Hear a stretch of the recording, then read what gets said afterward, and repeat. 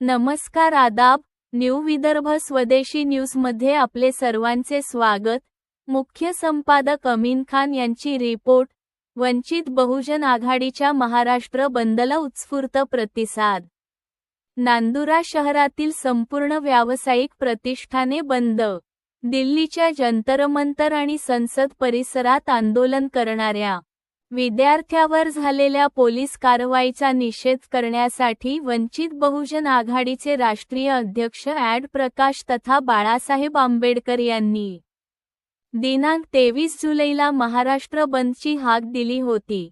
त्याला नांदुरा शहरात उत्स्फूर्त प्रतिसाद मिळाला। शहरातील संपूर्ण व्यावसायिकांनी आपली प्रतिष्ठाने बंदमध्ये सामील झाले होते।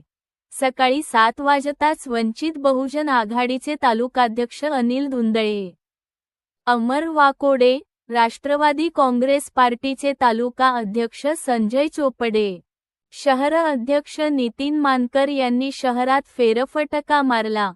लोकांनीही बंदचे महत्त्व ओळखून सक्रिय सहभाग नोंदविला।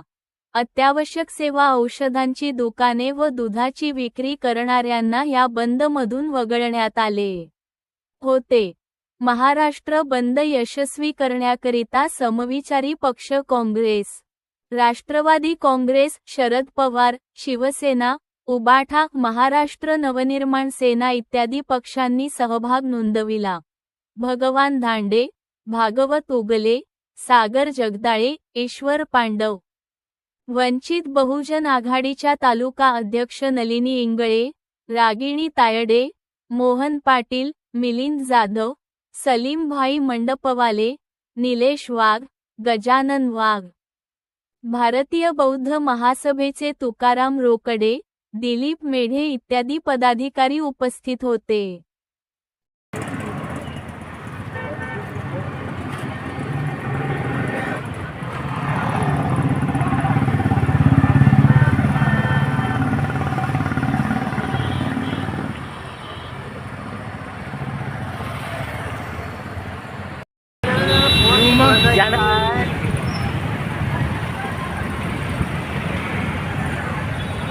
हाँ